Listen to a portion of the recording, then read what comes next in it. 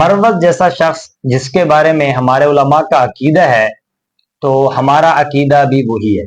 اگر علماء اسے اچھا نہیں سمجھ رہے تو ہمارے دل میں بھی اس کا کوئی احترام نہیں ہے.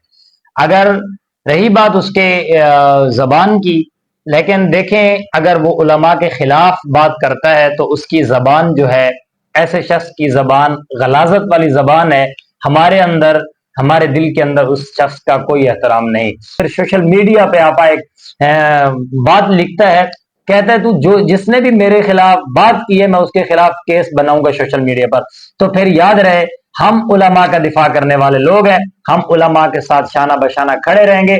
اگر تم کیس بنا سکتے ہو تو پھر جتنے بھی سوشل میڈیا پر لوگ آپ کے خلاف بائیکاٹ کر رہے ہیں تو پھر ہمارے خلاف بھی آپ کا حق بنتا ہے کہ آپ ہمارے خلاف کیس بناؤ.